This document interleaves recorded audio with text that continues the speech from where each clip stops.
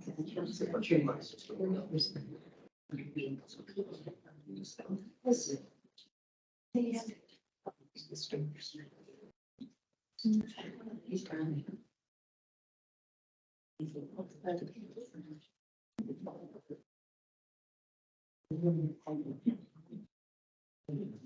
afternoon and a very warm welcome to our meeting. I think, Kim, are we all through the door? Everyone's in that needs to be in. Thank you. Thank you for doing that. Two more? Okay. That's okay. Wonderful. Right. I'll just wait till 1 o'clock and we can leave those open if you want, just for a bit of air. Right. Wonderful. Okay, good afternoon and welcome councillors and welcome to all our guests and public forum. It's great to have you with us. Councillors, I'll just open us with our council prayer. Get a couple more chairs. Welcome. E inoa tātou, let us pray. Kia tūturu tātou, kia manaaki tātou, kia whaiharanga tātou, kia tūhonohono tātou. Whānau whānau, hare mai te toki, haumi e, hui e, tai. Let's be real, let's be caring, let's pursue excellence, let's connect, join together and affirm our agreement. We are united in purpose and ready to proceed. Kia ora. Right, I have one apology from Councillor Sherry Sutherland. I'm happy to move that. Could I have a seconder, please? Councillor Wards, all those in favour, please say aye. Against? Carried. Thank you. Right, in public forum, the first speaker I have is Luke Edwards-Smith. Is Luke here? Welcome, Luke. Just with our meetings are recorded, if I can just ask that you put the microphone on, and if you press that button, I'm hoping that will work, otherwise I'll come and give you a hand. It's just that online is a little bit difficult to hear if we're not using the microphone. Right.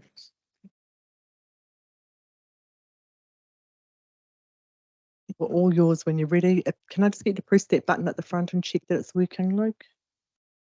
No. Just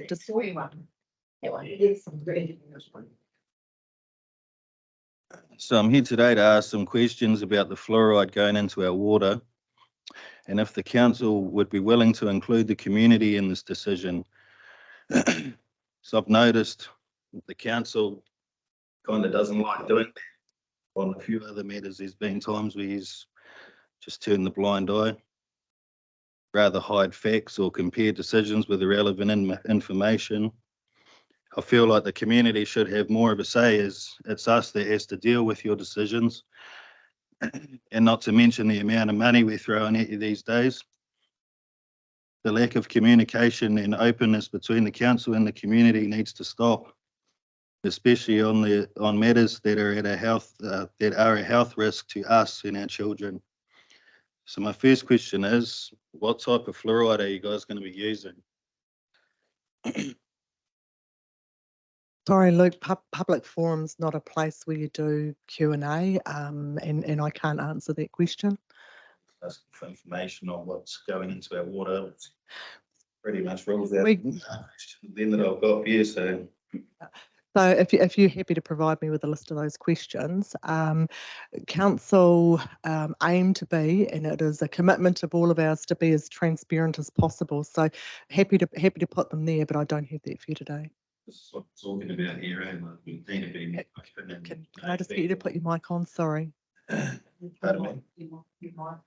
Oh, yeah, I'm just saying, like, that's what I just said, like, this is where we need to come together on things, you know? And my questions are, like, what type of fluoride are you using? Where does it come from? Why are you doing this, and how much is it going to cost us? I'm getting a bit tight in the pocket, to be honest, hey, with the amount of stuff you have to pay for these days. Seems like it could be dealt with otherwise, like there's other other councils out there that are, you know, they're putting their foot down and making a stand, or, you know, working with the community to actually come up with a decision together instead of just having it laid on us. Like, we're the ones drinking it. Everything you look at on Google and everything says it's not that good for you. Especially if you're going to be drinking it as a young baby all the way through your life. Like, I love this town. I want to stay in this town. I want to make sure the stuff that I'm getting provided with in this town is good for me and my kids and the rest of everyone else who's here, Pretty much that's all I've got to say, really. If you don't want to answer the questions there, that's about it. It should be our choice, really. That's what I feel. Thanks for sharing that, Luke. Luke, this was a health order given to us by the Director of Health. As an organisation, we must follow that. So it isn't something that we can consult on consult with the community. Thank you. The other, you've stated those questions. Ellie, you've captured those questions, and the Chief Executive, if you leave your details, we can come back to you with that information. Around the costs, so you're aware, the costs of installing all of the plant, and that is being met by the government. I'm not sure if we have the final costs in there, but the operate. Be more open with us. Hey, yeah, you're the ones paying for it. Sick of it. Excellent.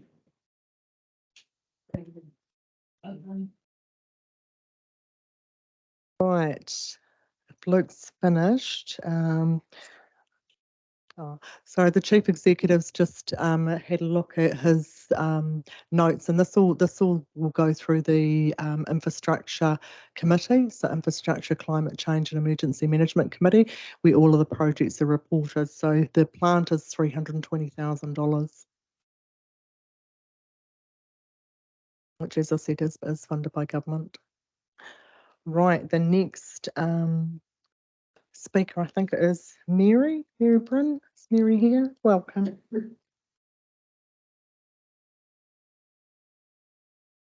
Yeah, sorry, Mary. I did distribute your slides to all of the councillors because I was just a little bit concerned about the time, so they have all seen them as well. Yeah, thanks for that. I'll go through this. I'll go through this pretty quickly. So thanks for having me here today. How do I works? Right, so this is just all I wanted to talk about today, just quickly. Swallowing fluoride is not an effective way to reduce tooth decay, and there are alternatives, particularly child smile. Fluoride compounds added to the water supply are literally toxic waste. The US National Toxicology Program has found that fluoride exposure in the womb and early life causes brain damage similar to that caused by lead. Even the New Zealand proponents of fluoridation now say that fluoride's benefit is topical rather than systemic. That means it works on the outside of the teeth, not from swallowing. And the Ministry of Health no longer promote the fluoride tablets as a population health measure. That should tell us all something. This is the school statistics for the dental clinics all around the country, and the red line is the non-fluoridated areas. The red line is the fluoridated areas, the non-fluoridated blue is the non-fluoridated. It's about half and half of New Zealand's population, and as we can see, there's actually no difference in dental decay rates. So you can check that out on the Ministry of Health's website. This is the Child Smile program, and it's basically a toothbrushing scheme for the first sort of few years at school.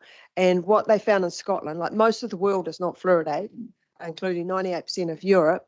And what they found by introducing this is that tooth decay rates plummeted, and they cut general anaesthetics in half. So that is an alternative that could be being implemented all around the country.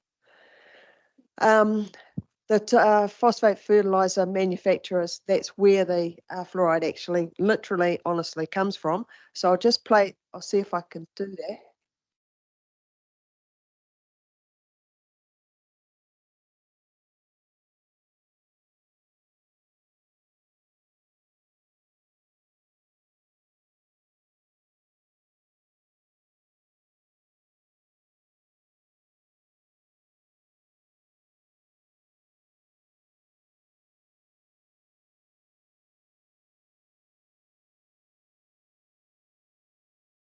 So we had this on TV in 2016, and some members of the public complained to the Advertising Standards Authority because they thought that couldn't be the truth.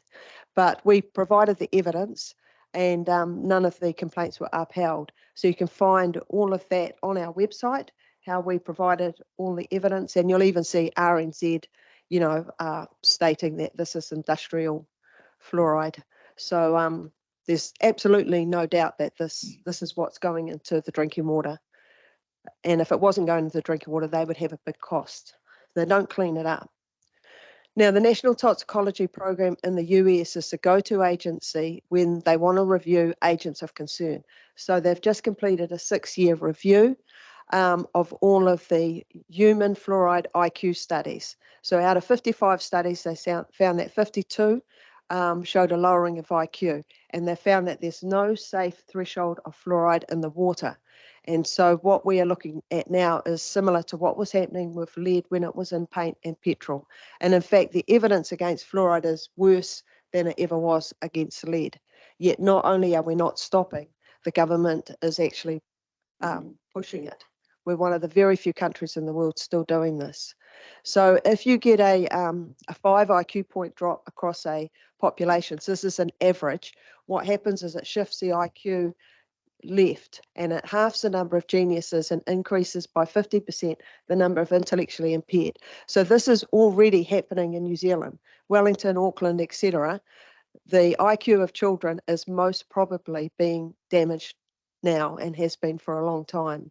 So I would hope that this council here will take this very seriously and think about ways to push back against government, because there are ways to do that. Fluoride has been linked to other health problems, thyroid one in particular. And just quickly to say, there's more and more research coming out about fluoride. It's not going backwards. They're never going to be able to say that fluoride is safe and effective, because it's coming out at an exponential rate now. So they've finally done a study on increased bone fractures in children in the United States. After 70 years, they finally do that. And they found that, the children in the fluoridated areas have more bone fractures. So these are some questions to ask the Director General of Health. Why are we not doing Child Smile? Why not? Seems simple, non-controversial, cheap, and it works. How can it actually be legal to put it in the drinking water when they're not allowed to go and put it in the lake or the river or the sea? But they can if they do it via the public water supply. And what evidence is there to refute the findings of the NTP that fluoride is lowering IQ? Because at the moment there's no evidence. All they say is that we haven't proven it categorically, but this is the best science in the world. Now, if you want to ask about what's going on with other councils, I can answer that, and what we think the councils can do to push back. Thanks. Okay. I'll just go direct to Central Hawke's Bay, since that's been the chat to. I can talk to the Mayor of Central Hawke's Bay and just and try and understand that myself. Maybe with that. Yeah, well, Central Hawke's Bay hadn't been given a director. There's the difference. Anyway, tomorrow they're going to be discussing whether or not to do a tribunal process, because they want to consult with their community. Because under the Local Government Body Act 2002, you have a responsibility to consult with the community. So regardless of whether this new directive overrides it or not, there is still that moral and ethical responsibility to consult with the community. Thank you. Oh, sorry, Councillor Long. For you, Mayor Tracy, thank you for your presentation.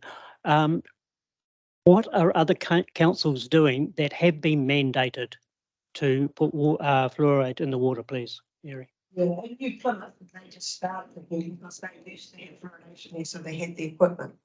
But Whangarei, Rotorua and Western Bay of Plenty, they're all questioning it. So Western Bay of Plenty went back to the Director General of Health, and they asked them to come and speak to them, and that the Ministry of Health wouldn't come and speak to them. So that's the first time, I've been doing this for 24 years, so this is the first time that the Ministry of Health wouldn't come to a council. At Rotorua, they asked the Ministry of Health what evidence do they have that can refute the NTP, and they couldn't give them any evidence. They sort of cite a science, the Chief Science Advisor's report, which goes 2021, which refers back to one in 2014, which is way before the whole lot of studies come out since about 2017. So they're still up in the air about what to do. And as I said in whangarei, they're going to discuss tomorrow about community consultation. And I mean, there's no rule about not doing community consultation. So I would wonder why a council wouldn't do it, at least find out what people are thinking. Doing. And that's. Then we've got Angela here.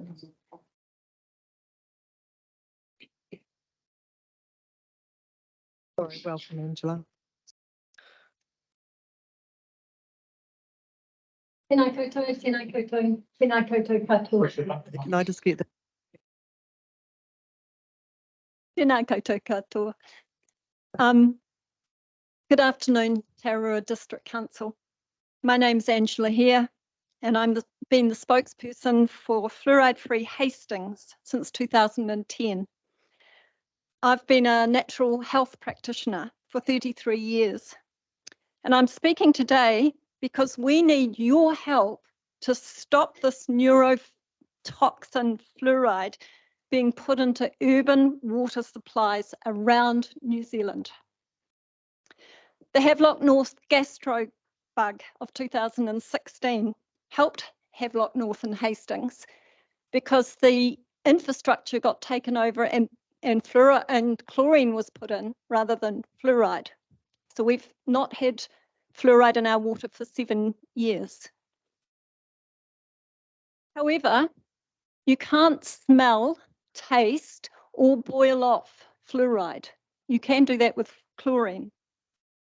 Fluoride is invisible and it hardens all calcium-rich tissues in the body. So that is your teeth, your bones, your pineal gland, which is in the center of your brain, and every other part of your body that has calcium in it. So at the end of the day, after you've been drinking this stuff for 60 or 70 years, you're a hard being. You're no longer flexible. And I'm going to demonstrate that this is what actually happens when we drink fluoridated water. And I've given you all the fluoride serum blood tests that we did in 2013.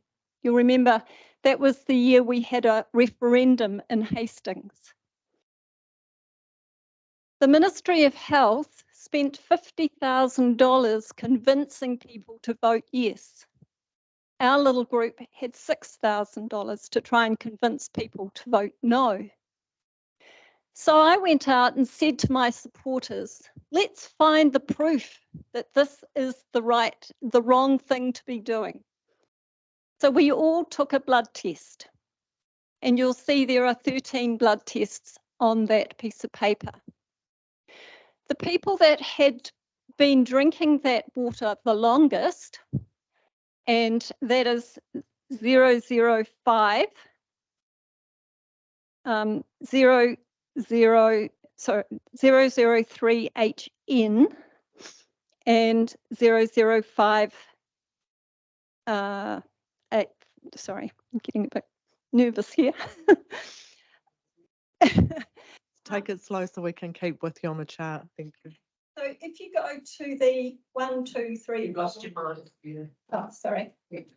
If you go to the result that says micromole per litre and look down that column, you'll see in bold 003HN, which is 5. Now, this woman had a thyroid condition from 2 years after fluoride was put in the water in 1954. So when she had her blood test done, it proved that it was fluoride that was her problem. And she started detoxing and her result, the retest result, is 2.6. So that was after 5 months. So it was very quick that she could detox the fluoride once she stopped having it. If we go down to 005 HMN, her level was 5.9. The reference range for this, by the way, is 0.2 to 2.2. So she was way off the scale. And her problem was that her spine had collapsed. She had a major hernia, which was putting a lot of stress on her digestive system. And whenever she was when she was blocked up, she would be put into hospital. But guess what? They don't have fluoride in the hospital water. And the reason they don't have fluoride in the hospital water is it will harden kidneys. And people on dialysis don't have fluoride in their water. So how come you can put all these patients back out into the community and put fluoride in their water? It doesn't make logical sense at all. And this woman's pain would diminish when she went to hospital, but as soon as she went out into the community again, all her arthritic pain would come back again. So, you know, this is just the absolute lack of logic that goes on in this issue. And I also want to tell you about my own health issues. During the 2013 referendum, my mother sent me my Plunkett book. Now, I was a rural baby, born in 1961. And in my Plunkett book, I found they had been giving me fluoride tablets, they were called fluorine tablets then, under the directive from the doctor. My mother had been giving them to me since I was 5 months old. 55 years later, I started getting hydrocephalus symptoms, which means that all the fluid in my brain was blocked. I couldn't walk forward. I would walk in circles. I had all sorts of woozy problems. And we discovered that it was because I have a brain tumor on my pineal gland. It's about this big. I'll probably never get rid of it.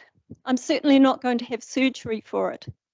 But it's cost this country $100,000 at least to do 3 brain operations.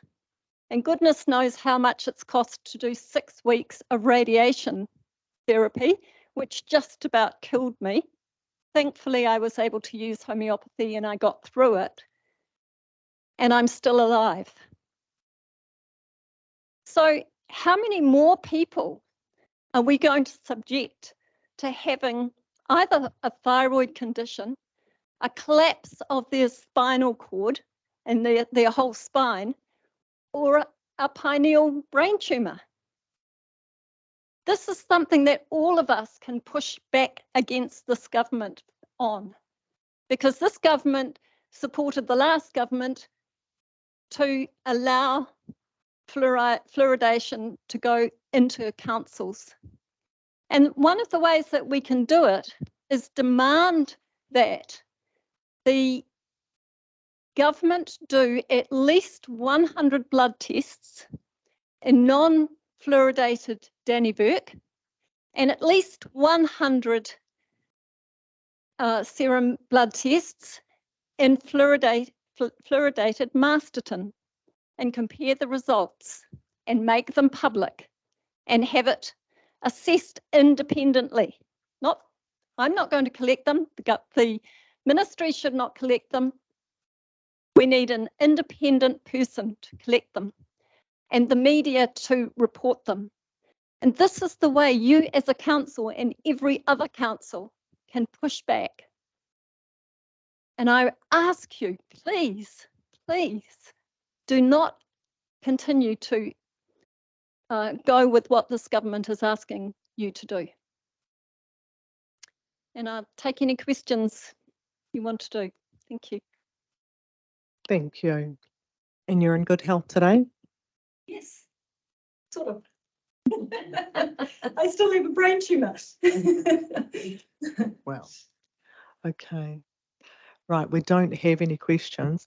I just do want to, in the essence of transparency, I'm not sure, is Luke here still?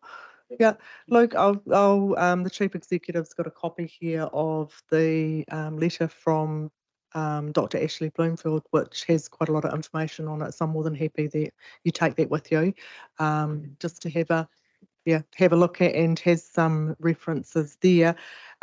Because it is a health act, just so you understand, there is a $200,000 fine for council, and $10,000 a day following that for not acting on it. So I still do advocate for you to talk to your members of parliament around it as well. To say that you could go for an interim injunction. So I can send an email about all of that, because the council for $200 could seek an interim injunction, which they'd most probably get, because Health New Zealand are doing a judicial review, and that would then give you a stay, and you wouldn't have to do anything until after that court case, which may be a few years until that's ruled on. So you actually do have choices. I hear what you're saying, but you do have choices. Thank you. Right, okay, thank you very, very much. It's lovely to have a full chamber. You've got a question? Thank you very much, Angela, for that presentation. So I saw the study here. Is there more in-depth study on fluoridated and unfluoridated areas in New Zealand? Studied in New Zealand. Okay, can I? Councillor Long, the studies are attached in the websites to the letter and information that I've given to Luke. I'm happy to get you a copy for you as well. Non-blood serum studies, comparative studies. And I have asked the Director General of Health, I've asked the Minister of Health, who was the Deputy Minister of Health, who was responsible for fluoridation. I've asked the DHB in Hastings, and I've asked Dr. Robin Wyman, who is our Chief Medical Officer, and they have all refused. Yeah, that report that you've got there relies on the Chief Science Advisor's report from 21 and then 2014, and that does not contain any New Zealand study, because we don't study fluoridation in New Zealand. All we do is count the number of fillers. It's the only thing that happens in New Zealand, even though people have been drinking it for 65 years. Thank you. Councillor Long, I'll give you the same copy of the Chief Executive's letter so you can have a look at all of that and come back to us. Okay. Right, thank you very, very much. You are more than welcome to stay for the duration of our meeting if you choose to. But thank you very much for the presentation and the time and for coming so that we can listen and hear to those views. Thank you. Kia ora.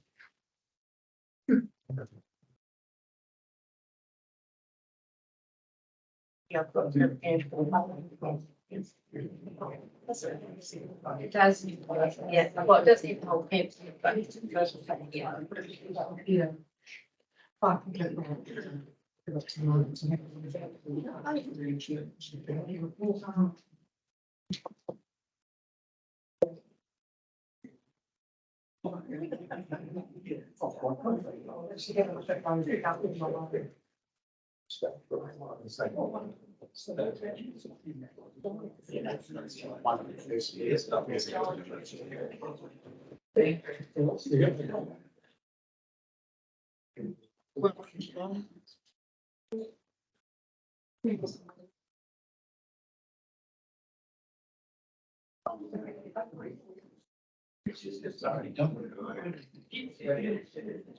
Councillors, it's always great to see the chamber full. Are there any notification of items not on the agenda? Declarations of conflicts of interest in relation to today's meeting. Right, we'll move to confirmation of the minutes. Can I have somebody move that the minutes are a true and correct record? Moved Councillor John, seconded Councillor Wallace. All those in favour, please say aye. Against, carried. Just go through those page by page. Page 5. Page 6. Page 7. Page 8. Page 10.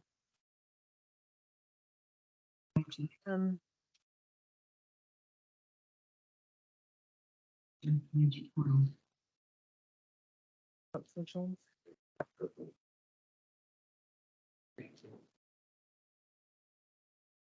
Right, I'll take the, if I can take the minutes of Explore Pahiatua, we can have somebody move that they be received.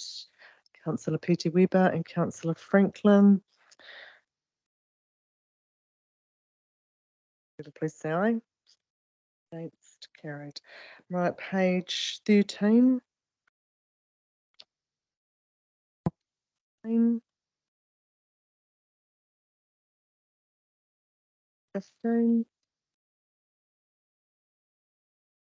Page 16. Page 17. Just noting that that's certainly a lot of possums that they've removed at Carnival Park, very close to town. Page 18. In the minutes of the Ekatahuna Community Board, can I have somebody move that they be received? Councillor Gilmore, seconded Councillor Johns. All those in favour, please say aye. Aye. Against, carried. Page 19. Page 20. Page 21. Minutes of the Dannevirke Community Board. Can I have somebody move that they be received? Moved Councillor Petty Weber, seconded Councillor Wards. All those in favour, please say aye.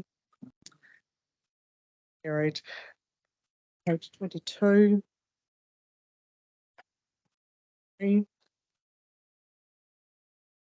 Page 24. And page 25. Can I just ask, 9.6, Board Member Hines refers to the new chair of Tararua Community Youth Services. Apologies, I was away for the annual general meeting. The new chair is? Understand, you Tracy, Jono Harrison. Yeah. Okay.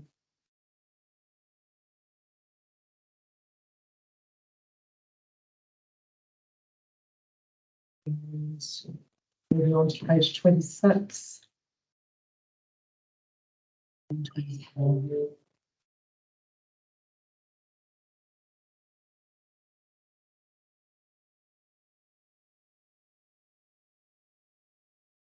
Into reports, we've got item 9.1, the Dannevirke Multi-Sport Complex proposed Dannevirke Skate Park project. Welcome, Jessie. Just note, if I could, a conflict of interest for Councillor Peter Weber.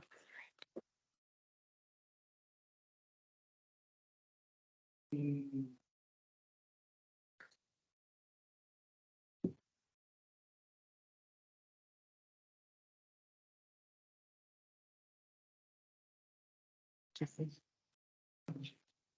Good afternoon.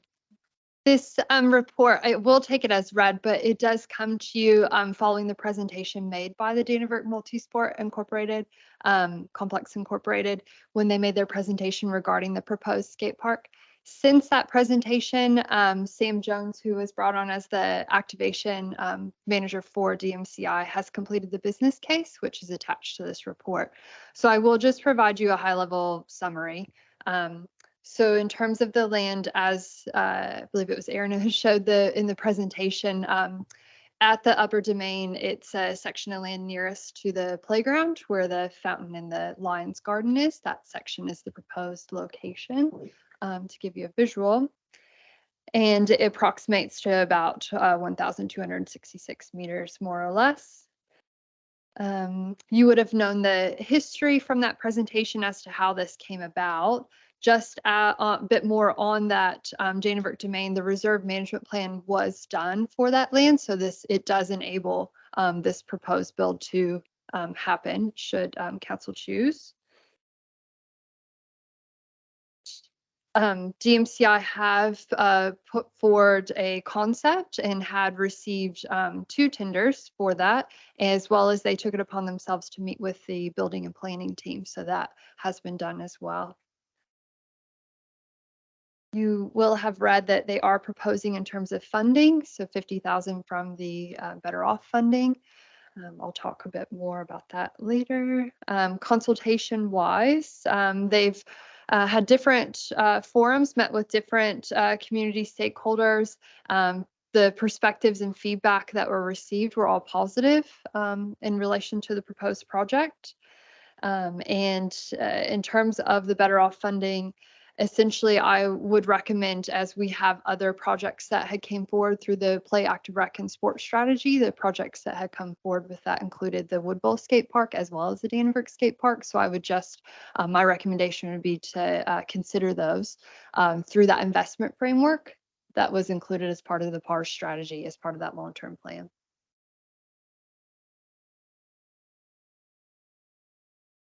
I've got a question here from Councillor Long, then Councillor Wards, and then I just wanted to make some comment around the background wasn't quite correct in that report, to my understanding.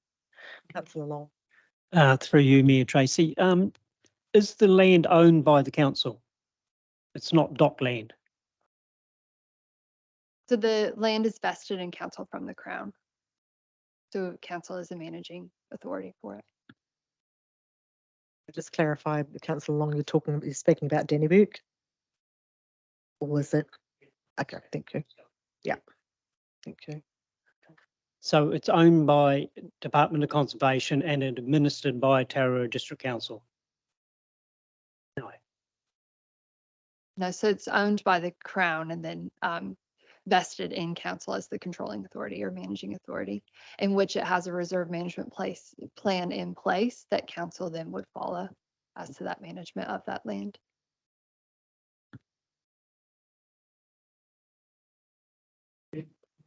Councillor Wards and Councillor Johns. Thank you, Your Worship. Through you to Jess or even Sam, very appreciative of all the very positive comments and feedback and support that you've had. Was there any kickback from anyone or any group during this process that's been enacted? Did anyone have, I guess I'm just from a risk perspective, were there any red flags raised by any group or organisation with regard to the skate park?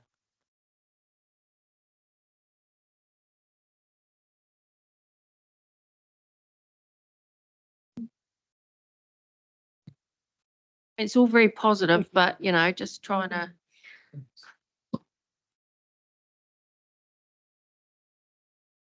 And Sharon, so I guess in our presentation that Sam and I did, there was those 3 locations. So we kept moving location because of public feedback that At the time. at the time. Okay. And so now that we've got to this area, there hasn't been any pushback. Athletics Club were positive. They were more positive there than what the previous location, and same with cricket. So they gave us the tick of approval, and we really want to work with everybody to make, you know, everyone happy. So this location is the one that we haven't had any pushback, and that's why we've worked with this location. Good. And we fobbed off the other 2. Thanks. Just wish to clarify. Thank you, Tracy. Councillor Woods, it was a good question because in your background there was actually a step that's been skipped because there was a previous committee working on this, and then they did hit some obstacles around people not being happy, and they were looking at different locations, and then when Jenny Burke Multisport got up and going, they gave that opportunity to incorporate that. So just a little bit of a gap. It wasn't that there was nothing happening since 2018. There was a separate committee that previous council was involved in. So it is good, and I am aware of some of the challenges in the first location when that first committee looked at the domain as well. So it's great to see that those have been overcome. Okay, Councillor Johns. Thanks, Your Worship. Yes, this topic's been in the air for quite some years now, and I think it's a positive move, and I will have no hesitation, probably being the oldest skateboarder in the room, in moving the recommendation in its entirety. Right. So councillors, for that, just for transparency, I'm going to read that recommendation that Councillor Johns has moved. So 1.1, the report from the Manager of Facilities dated the 11th of October 2023 concerning the Dennyburg Multisport Complex Incorporated, DMCI, proposed Dennyburg Skate Park project be received. And 1.2, that Council approve the use of 1,266 metres squared, more or less, of suburban section 12, Dennyburg, and section 94-95, block 3, Tararua Survey District for a skate park facility in Dennyburg. And 1.3, that Council support DMCI undertaking further investigation to progress the development of a skate park facility in Dennyburg. And 1.4, that Council give consideration to the Dennyburg Skate Park for financial support from the Three Waters Better Off grant funding project of action in Council's Play, Active Recreation and Sports strategy as part of the investment planning cycle starting with the 2024-2034 long-term plan. I'll just go to Councillor Gilmore and then I'll come through. So with your seconder, Councillor Gilmore. Thanks very much, Your Worship. Yes, it's been moved and seconded. I'm happy to speak in support of it. I really wanted to offer my congratulations to the group. It's clear that there's been a significant amount of work being done, and it's really heartening in our communities where we see community groups coming together to actually find solutions for their community and work through the whole process. So absolutely, I'm in support of the motion that's been moved and seconded, but definitely wanted to add my congratulations. So well done. Councillor Wallace. Yeah, I'd personally like to congratulate the team that's done a lot of work. Why I say that is because I've seen what Waipuck's done, and you go up there and it's a sea of kids, and we could probably see it across our district and other places too, given time. And that's our goal around this room, not just for one area, for all areas in our district. So congratulations on the presentation and the way it's been carried out. Thank you, Tracy. Now that it's obviously been very well supported, what do we do with the old one? How do we go? Do we decommission? What are the processes that would have to? Oh, it's a good question, and one that we've given thought to, bit of planning. So just in terms of consideration of other projects that are in that same area. That will be consulted and come through. So it's, thank you. Do any other councillors wish to make a comment? It has been a long journey. It's been one that I think for me, just letting our young people see some action. I think the wheels turn slowly for them and the need is great. So I think this is really, really positive.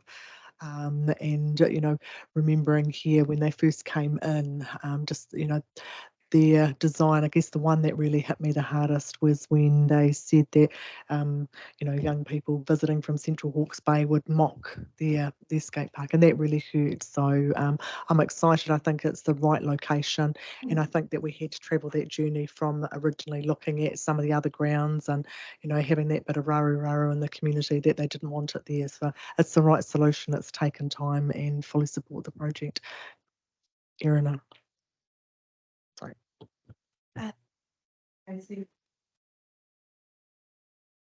So I thank you for all your support, councillors. It has been quite a long road, and like me, Tracy started this journey, and then I took over when I came on, and it's like 4 years later for me, but so, probably a lot longer for Tracy.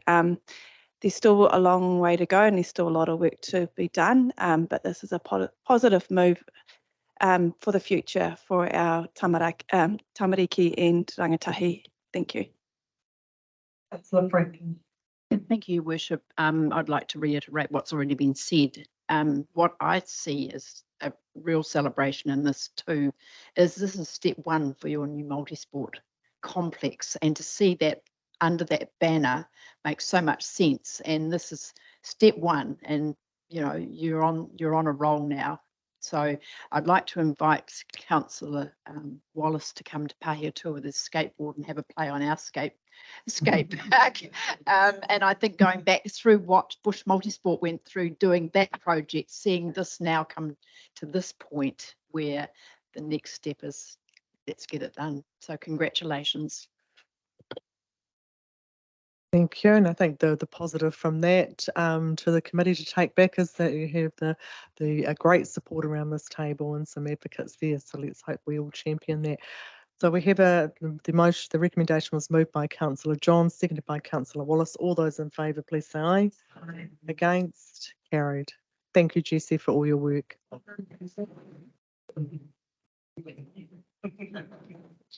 It's a lovely smile. Right. Item 9.2, we have an international representative fund request. Ellie, would you like to take this paper? Thank you, Your Worship. Yes, we've received a request for funding for Kaylee McNair to attend an sporting event being held in Brisbane. Under the guidelines of the International Sporting Fund, she's eligible for a grant from Council for up to $500.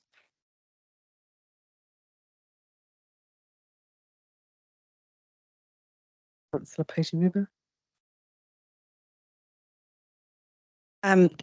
Small bore rifle shooting is quite big in Denver, and it's because of the McNair family bringing all the children through from the high school and the primary school, and the voluntary work that family puts in. So I'd like to move that we grant $500. I'll second that. Thank you. So that recommendation for those online is that the report from the Manager of Democracy Services dated the 9th of October 2023 concerning the request for funding from the International Representatives Fund be received, that the Council make a grant of $500 from the Tararua International Representatives Fund to Kaylee McNair towards the cost of competing in the 500-metre prone women's juniors event at the Oceania Shooting Championships to be held in Brisbane in November 2023. Moved by Councillor Peter Weber, seconded by Councillor Wards. All those in favour, please say aye. Against, carried. And we wish Kaylee all the very, very best of luck. It's a great family. Okay. Right, now we have item 9.3, an update on the Tararua Cyclone Gabrielle recovery plan. So welcome, Don, and I did see you were sitting outside. There wasn't enough room in the green. Be fast, please. Can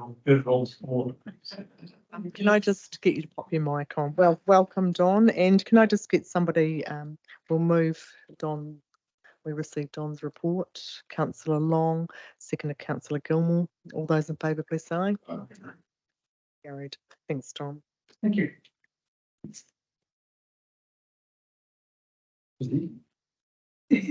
I just moved, we received it. Would you like to come back and take some questions? Yeah. Right. It's very quick. Councillors, do you have any questions or wish any update from our recovery manager? Mayor Tracy, if people want to look at the executive summary, if they get a reasonable idea, this has to be updated again in March.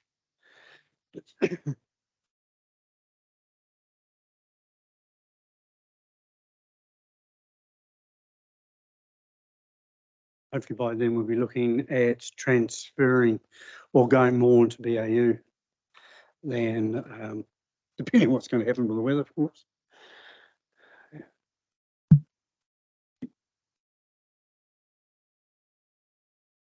Just checking through that. I've got any questions. Does anyone have any questions in general for Dawn?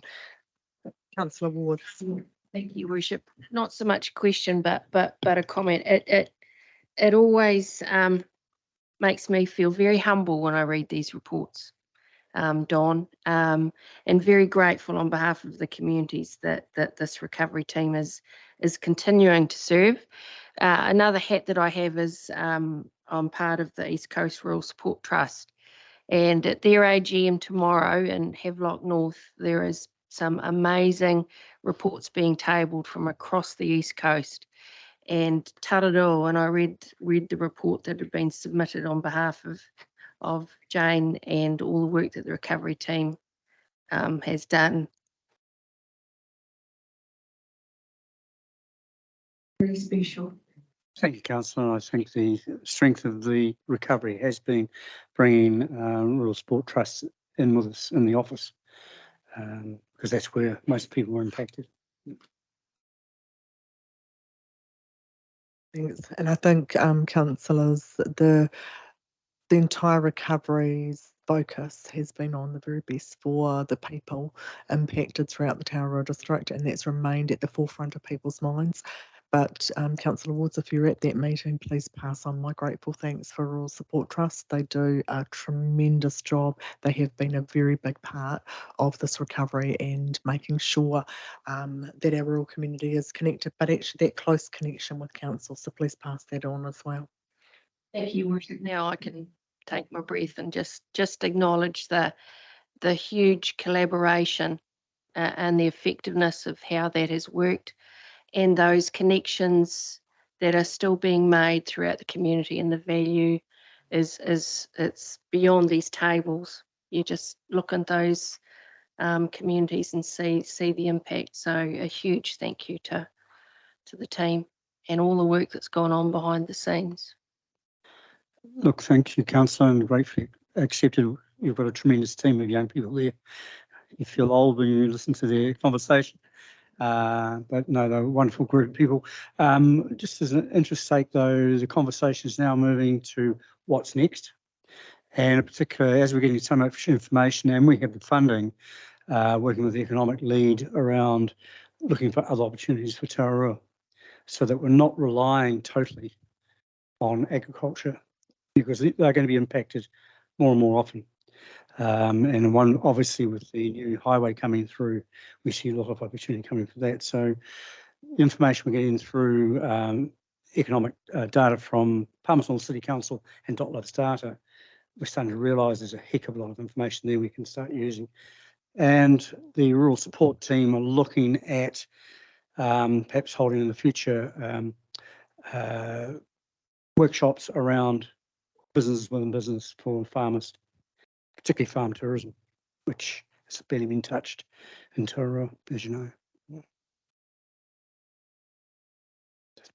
Thanks, Don. The only other comment I'd make, and I guess it's, with a new and incoming government, is that the support for funding and the applications that have been successful has made this job easier, and it just shows what you can do when you fund something correctly.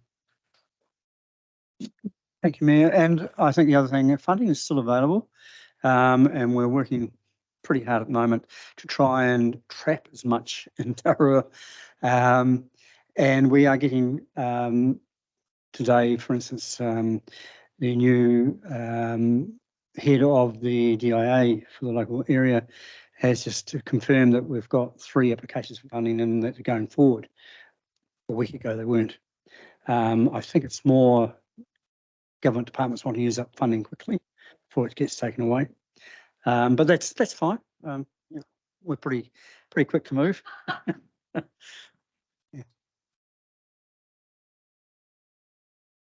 Johns.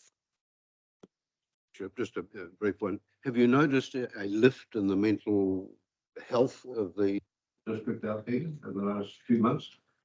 I can say that rural support trusts are getting more people calling. I guess not so much about mental health, but generally around help around their business. Because as you know, for every business, there are people who are on top of everything, and then there are people who leave it right to the last minute, and some have left that. I think that what has engendered this is the application for funding for the MPI fund of $1 million, because there's a lot of information required from that, including photographs, and a lot of farmers aren't used to that. Their wives maybe, but not all the farmers aren't, and it's putting a lot of pressure on them. And from that, you're getting people complaining, oh, look, I've got so much to do. Can you help me with? That's fine. And that's exactly what rural support are doing at the moment. And again, we're lucky that we're not just got one, but we've got two people involved with that who are doing a heck of a lot of work at the moment. But yes, it's I think without a doubt, what happened in down the Waiheke Valley has given everybody a real shake-up.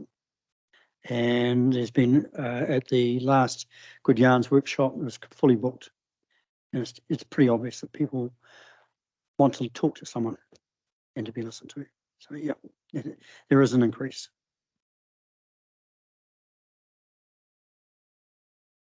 Right, thank you, Don, and keep up the good work in the comms just around the changing weather patterns as well, so that we're prepared. Yes. I'm not going to have a heavy rain. Okay. Right, item 9.4, the road closure for Pahiatua Christmas Parade. You're taking this, Ellie? Thank you, Your Worship. The report's written under the Chief Executive's name because standing orders requires any report seeking a revocation of a previous decision to come from the Chief Executive, so he's kindly written this report. The original decision made at the Council's last meeting, there was an incorrect time period for the closure of one of the streets in Pahiatua. It was the Churchill Street, and it had on the report closing it from 3:45 p.m. to 4:45, but the actual period of closure is required to be 3:15 p.m. to 4 p.m. So this report just seeks revocation of the decision made at your last meeting and replacing with the new wording just to correct that time period. Councillor Gilmore. Thanks, Your Worship. I'm happy to move recommendation 1.1 down to 1.3 in its entirety. I'll second it. And so the Councillor Franklin, you're seconding that motion?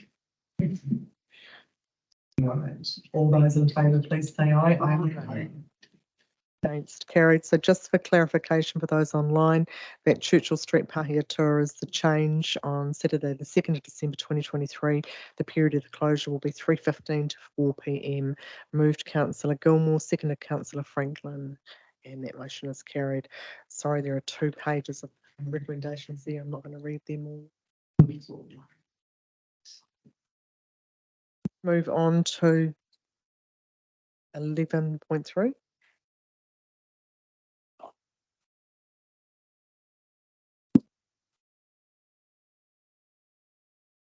Okay, item 9.5, the road closure requested under the 10th Schedule of Local Government Act 1974, and this one here is for Woodville. Who's taking that report? I can take that report as read. I'll take the report as read. This is for the applications for Positively Woodville for their Christmas parade.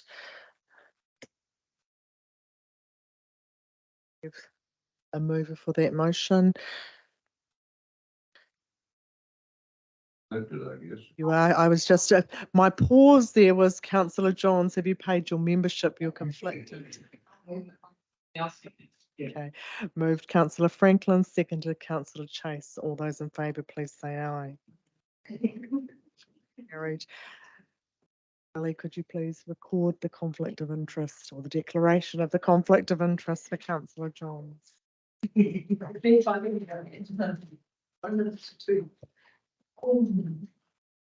Okay, councillors, are there any portfolio reports?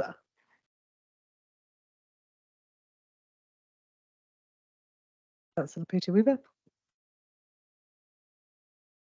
Thank you, Mayor Tracy. I just wanted to mention the Gold Star I attended by your way for Shaneville and Lyle Haste, 25 years each. That was at Ormonville. So that was so Shaneville was for Ormonville and Northwood Fire Brigades, and Lyle Haste was just for Ormonville. They also received life memberships for both brigades. And also coming up, which I thought was worth a mention, there's a double Gold Star. Is that what you call the double? Yeah. So you've got Len O'Brien, 48 years currently, and Roger Montgomery, 47 years, and that's for Northwood Fire Brigade. So they're coming up in the future, and they had a whole list on our tables of everybody and what they've achieved. So I thought that was worth a mention because it's amazing voluntary service for our community. Thanks, Councillor Peter Weber, and I think we're very fortunate. The large number of gold stars that we have, but double gold stars, is just incredible. It's a lot of voluntary service, and I really am grateful for what they carry out in all of our communities. So thank you for that, and thank you for passing on our congratulations to them. Councillors, I also have the armistice services just to discuss, if I could. We have the Charter Parade in Pahiatua, which will be held on Armistice Day. I just thought I'd run through because that will be at the same time, but we still do need councillor representation at the others. Councillor Johns, are you comfortable attending Woodville? Yep. Okay.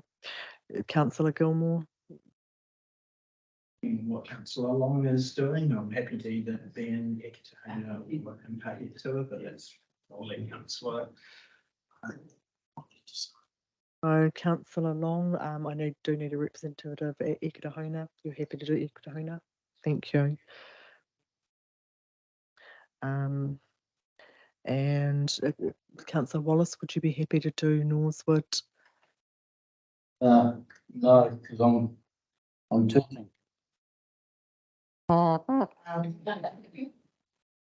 The official tutor. So yeah, no, I'm also a member of the RSA, so we've got our orders. So I'm sorry. So you can't. There isn't a possibility of doing both. Only 11 o'clock once. Okay, thank you. That's wrong. You seem to twin. No, just the community. No.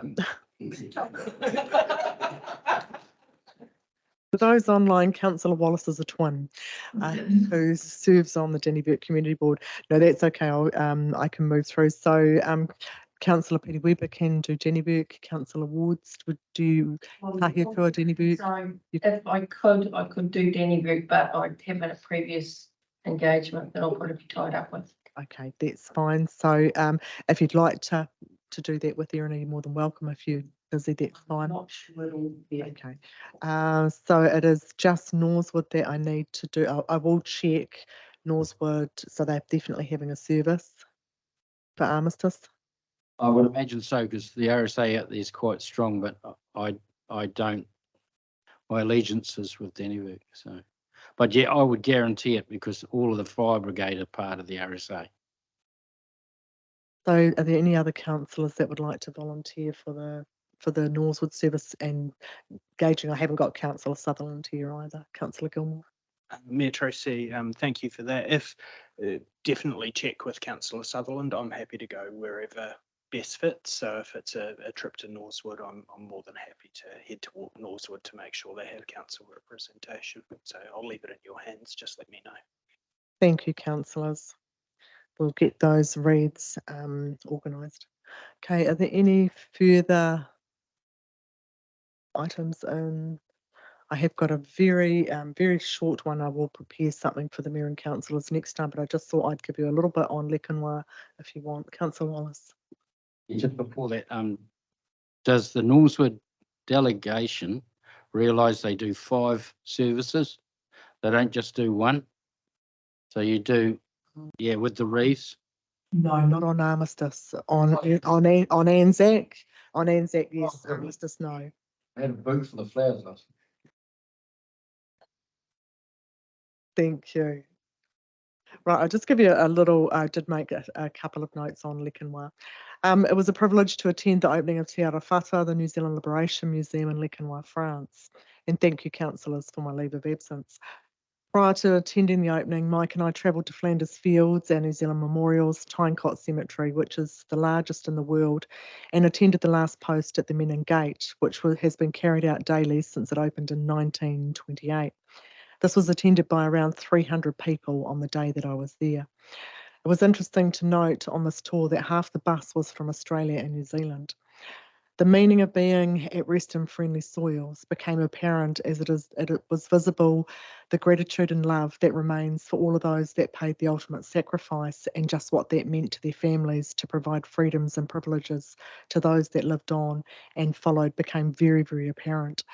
The war is visible in everyday life and everywhere, from the masses of graves, each and every one immaculately cared for and beautiful, and each has visitors paying their respects. To the sites of pillboxes, to the inundations on the landscape. I even visited a trench that's just recently been discovered as a new commercial development was being built. They live and remember the war every day. New Zealand soldiers lie at each, and there is a dedicated Anzac Memorial Cemetery, which really does have a feel as you walk through the path with ferns alongside it. You really do feel your part in walking down New Zealand. We're included in the Flinders Museum, and always the words from the uttermost end of the world in reverence of the distance we travelled to their aid. Whilst we're included, and there is no specific place to tell our story, and Lekenwa has provided a place for New Zealanders to visit and hear our stories. 98,950 people served in New Zealand units overseas. 70,300 of those were volunteers, which was just under 10% of our population at the time. We lost 18,050 of our people during World War I, 2,779 at Gallipoli, 2,111 in Somme, 837 in the Battle of Mezzanines, and 1,796 at Passendale, and 504 were prisoners of war. Whilst based in Lekenwa, Tararua honours and records every man and woman that served on the Western Front, not just those that served at Lekenwa. We lost 12,500 people. We acknowledge on Anzac Day the first battle in World War I at Gallipoli, where we suffered heavy losses. Lekenwa was the last New Zealand battle before armistice on the 11th of November 1918. The New Zealand Division history shows that the capture of Lekenwa was one of the most dramatic moments in the division's history, and Brigadier Herbert Hart, whose rifle brigade had captured Lekenwa, inspected the town the next day and wrote the following in his diary. During the morning, I walked around the ramparts and saw the enemy's empty viewpoint, the country over which we had attacked. The position appeared so very strong. I marvelled at what had been accomplished. The men showed great gallantry, keenness, and determination throughout, and their skill and cunning as using and concealment was equal to that of one in the Red Indian warfare. The early decision to prevent civilian casualties was one of humanity and compassion for people who had lived in fear and hunger during the German occupation of their town. At Gallipoli, the New Zealand Division were inexperienced and had grown to be one of the best divisions in France. They were innovative and brave. The people of Lekenwa have never forgotten those men that gave their lives to save the people of their town. They honour and remember them in many ways and consider us friends. Evidence is seen throughout the town, and there is a reverence when they find out that you're a New Zealander. Tararua, the New Zealand Liberation, is our Te Ranga Waiwai, our place to stand in Europe, to tell our stories, our sacrifice, to honour those that fought for our freedoms and those that sacrificed their lives. So I, during that visit to Flanders, I can say that you just feel that absolutely everywhere, and it gave me huge heart to see how much they cared for our people. And I know that we remember twice a year on Anzac and Armistice. And what I saw is that they live and see and feel this every single day. And it was just, a lot of moments where you're just holding back the tears. So it was a trip well worth it. If you are ever in Lekanwa, please contact them. They would be only too happy to host anyone. There is this copy of the book that isn't in our libraries, but actually I think that it should be in every one of our schools so that they can learn that story and be incredibly proud. But whilst I was there, councillors, I did bring you all back a pin from Flanders Field. Hand those out so that you can wear them this Armistice Day. Right. Yeah. What you got to? Councillor Gilmore. Thanks, Mayor Tracy. I just wanted to just make a quick comment on your trip. One, to say that the decision to provide support to that museum was before my time as a councillor, but something that I'm incredibly proud of as a council. That decision was taken respecting our fallen and a big part of our history, and also really proud that our mayor, at her own cost, went over to personally represent us there. So I just wanted to say thank you for doing that. And I see it as being so important. So I just wanted to make sure that that was on record. So thank you, Mayor Tracy, and thank you to council. Thank you, councillors. And look, I took there are many photos. I haven't even started on the phone. But one of the things that really struck me, and it's being there that you get those stories.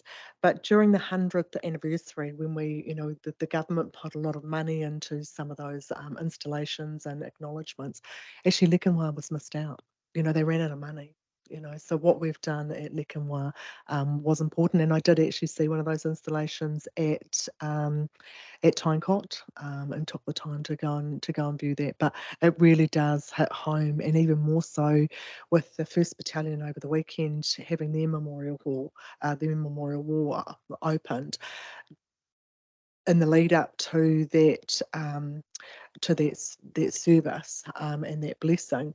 I actually was talking to one of the mothers that was there who lost her son at Ruapehu. And what it means to be remembered, what it means to be that family when we've suffered that sacrifice means a great deal beyond words. So that just left me, with the same feelings. So thank you, Councillor Gilmore. Okay. We had a wonderful celebration for the Charter, so it will be a little bit more uplifting. Okay, councillors, I will close this if there's nothing further with a karakia. Kia tautorangi Māori, ki runga e ngā iwi o te ao. Let your peace reign on all the people of the world. Kia ora, and thank you very much. We may break just for 15 minutes if we can, councillors, and just have you back. Okay.